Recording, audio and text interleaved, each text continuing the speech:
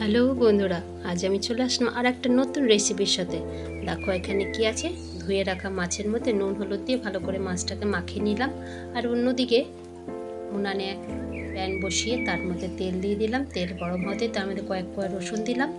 আর মাছ এপিট ওপিট করে ভেজে নিলাম। ভেজে তুলে নিয়ে ওই তেলের মধ্যেই দিয়ে দিলাম কিছুটা আলু আর গাজর।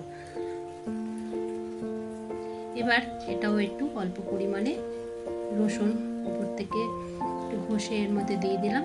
দিয়ে একটু অল্প পরিমাণে নুন দিয়ে তারপরে একটু ভেজে নিলাম। নুনটা এখন ভাজার সময় দিয়েছি, তার কারণ হচ্ছে ভাজার সময় নুনটা না দিলে ভেতরে নুন ঢোকে না, তাই সেই কারণেই নুনটা দিয়ে ভেজে নিলাম।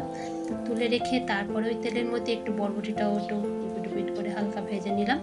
তুলে রেখে আবার অল্প পরিমাণে তেল দিয়ে তার মধ্যে পেঁয়াজ কুচি কিছুটা দিয়ে তার মধ্যে এক এক করে নুন হলুদ লঙ্কার গুঁড়ো আর জিরার গুঁড়ো দিয়ে ভালো করে মশলাটা কষিয়ে নিলাম। টমেটো দিয়ে কষানোর পর আলু আর সবজি যেগুলো ভেজে রেখেছিলাম সেটা এটার মধ্যে দিয়ে অ্যাড করার পর একটু ভালো করে কষানোর পর জল দিয়ে দিলাম। জল একটু ফুটে উঠতেই মাছ ভাজা দিয়ে এবার গরম গরম তোমরা পরিবেশন করতে পারো। একটু ফুটে উঠবেই তার মধ্যে ধনে পাতা যদি তোমাদের থাকে, ধনে পাতা বা গরম মশলা এটাও তোমরা এর মধ্যে অ্যাড করতে পারো। দেখো কি সুন্দর কালার এসছে। আর তোমাদের কমেন্টের অপেক্ষায় থাকো।